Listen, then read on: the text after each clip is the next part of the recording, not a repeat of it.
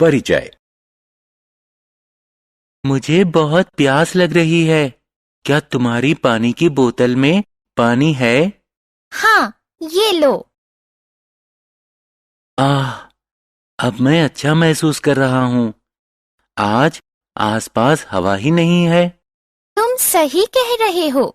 आज बहुत उमस है। आज सुबह के समाचार में बताया गया कि आज मौसम उमस भरा रहेगा और बारिश भी हो सकती है। बच्चों, इस पाठ में हम वायु, जल और मौसम के बारे में जानेंगे।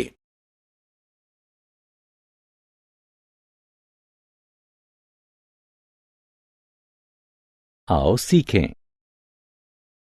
वायु और जल का महत्व बताना, वायुमंडल का संगठन समझना, जल चक्र का वर्णन करना, मौसम और जिन कारणों पर यह निर्भर करता है उसे बताना, मौसम और जलवायु में भेद करना। वायु का परिचय। वायु जीवों और पादपों समेत पृथ्वी के सभी प्राणियों के लिए बहुत महत्वपूर्ण है।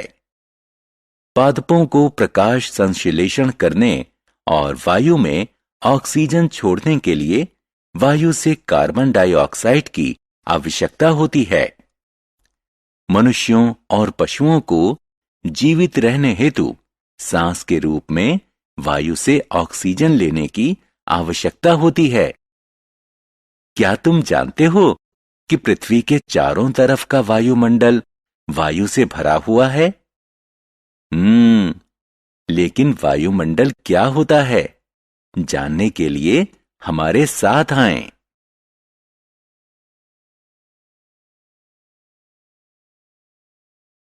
वायुमंडल का संगठन।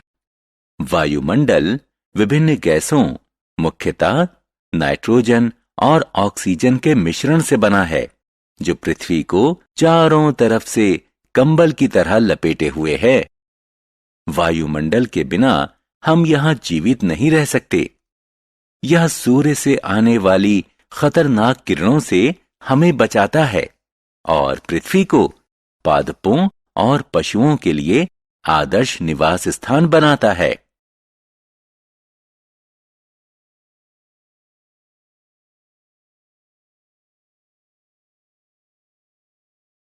जल की जरूरत। हम जानते हैं कि वायु हमारे जीवन के लिए अत्यधिक आवश्यक है, लेकिन क्या आपने कभी सोचा है कि जल इतना महत्वपूर्ण क्यों है? हाँ, हमें पीने, नहाने, खाना बनाने, कपड़े धोने, पौधों में पानी देने और अन्य दूसरे कई कामों के लिए जल की जरूरत पड़ती है। यह सच है कि जल के बिना पौधे मर जाएंगे और मनुष्य और पशु प्यासे रहेंगे। इसलिए बच्चों, जल की एक एक बूंद बचाओ और इसे बर्बाद नहीं होने दो। पृथ्वी पर जल। जल पृथ्वी पर सबसे प्रचुर मात्रा में पाया जाने वाला पदार्थ है। वास्तव में हमारी पृथ्वी का 70% हिस्सा पानी से ढका हुआ है। क्या तुम जानते हो कि पृथ्वी को नीला ग्रह भी कहते हैं? क्योंकि अंतरिक्ष से देखने पर पृथ्वी अपार जल राशि के कारण नीली दिखाई देती है।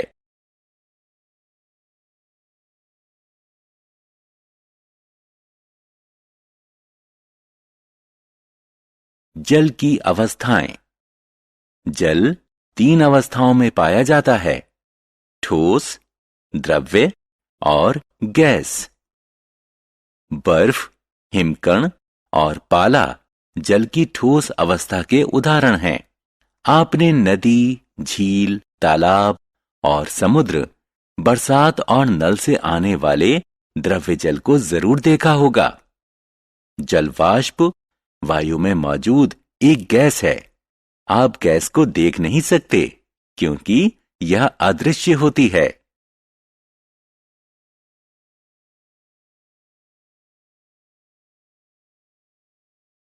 हमारे शरीर में जल। आपको यह जानकर आश्चर्य होगा कि मनुष्य के शरीर के 2/3 हिस्से में पानी होता है। शरीर का तापमान बनाए रखने में इसकी महत्वपूर्ण भूमिका होती है। यह पोषक तत्वों को पूरे शरीर में पहुंचाता है, पाचन को सुधारता है और शरीर से अपशिष्ट पदार्थों को बाहर निकालता है।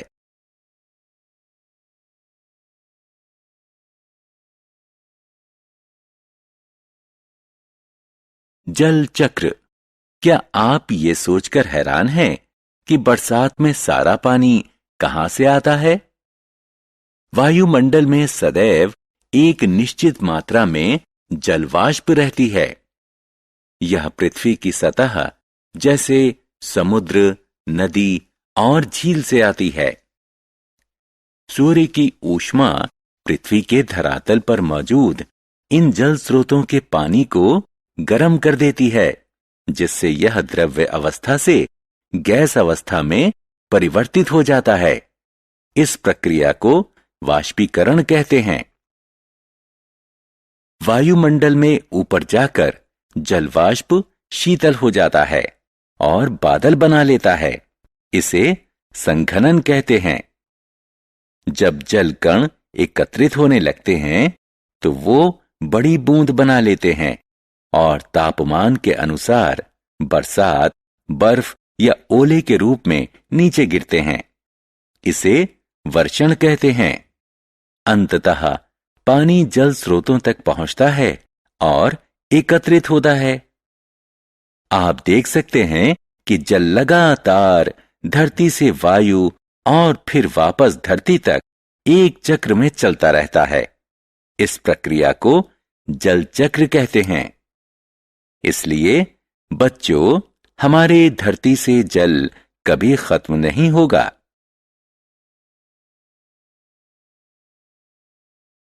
मौसम क्या है? क्या आपने आज मौसम की भविष्यवाणी देखी? नहीं? मौसम क्या होता है? मूलतः किसी निश्चित समय और स्थान पर वायुमंडल की स्थिति को मौसम कहते हैं। मौसम कई कारणों जैसे तापमान, आर्द्रता और वायु दाब पर निर्भर करता है। आइए इन कारणों के बारे में जानें।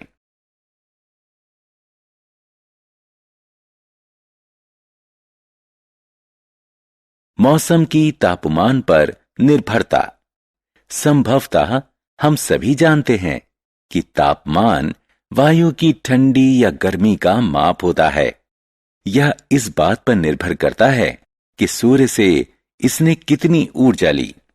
तापमान को तापमापी नापक यंत्र की सहायता से मापते हैं और इसकी गणना डिग्री सेल्सियस और डिग्री फ़ारेनहाइट में करते हैं। मौसम की आर्द्रता पर निर्भरता। मौसम को प्रभावित करने वाला अन्य कारक आर्द्रता है। वायु में मौजूद जलवाष्प की मात्रा को आर्द्रता कहते हैं। हां, हमारे आसपास मौजूद हवा जल से भरी होती है। आप आमतौर पर झीलों, समुद्र, नदियों और पेड़ों से पानी के वाष्प बनते देख सकते हैं। जब आर्द्रता बढ़ जाती है तो हमें पसीना आता है और हम चिपचिपाहट और असुविधा महसूस करते हैं।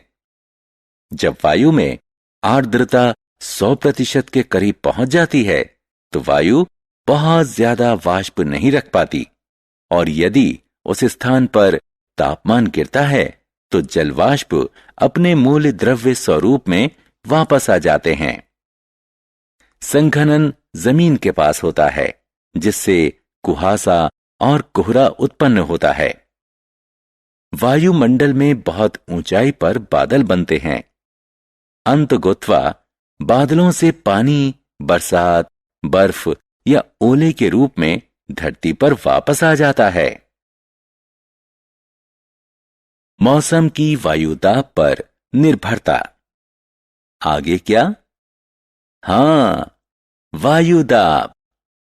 आपने अनुभव ना किया हो शायद, लेकिन हमारे आसपास की वायु में भार होता है। हम वायु दाब को दाब मापी नापक यंत्र यानी बैरोमीटर से मापते हैं। उच्च दबाव के क्षेत्र में वायु धीरे धीरे पृथ्वी के धरातल के पास आ जाती है। उच्च दाब वाले क्षेत्र में साफ धूप वाला मौसम रहता है। निम्न दाब वाले क्षेत्र में वायु वातावरण में ऊपर उठ जाती है। निम्न दाब वाले क्षेत्र में उच्च आर्द्रता, बादल, बरसात और दूसरे तरह के अवक्षेपण होते हैं।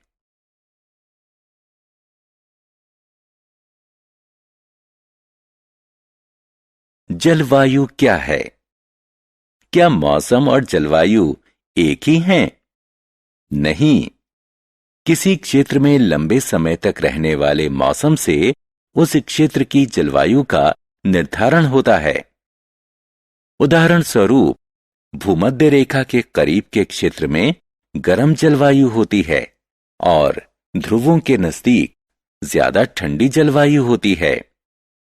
बच्चों, अब आप मौसम और जलवायु में आसानी से अंतर कर सकते हैं।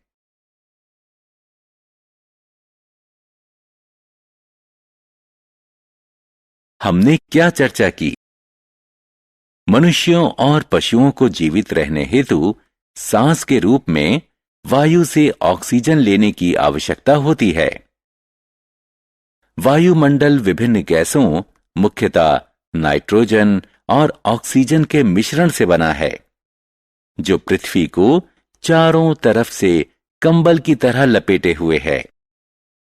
हमें जल की एक एक बूंद बचानी चाहिए और इसे बर्बाद नहीं होने देना चाहिए।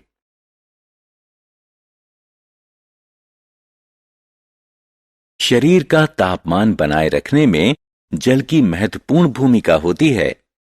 यह पोषक तत्वों को पूरे शरीर में पहुंचाता है, पाचन को सुधारता है और शरीर से अपशिष्ट पदार्थों को बाहर निकालता है। जल के लगातार धरती से वायु और फिर वापस धरती तक आने की प्रक्रिया को जल चक्र कहते हैं।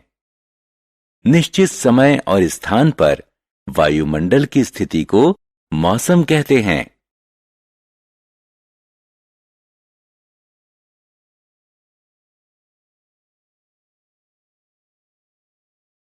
वायु में मौजूद जल वाष्प की मात्रा को आर्द्रता कहते हैं।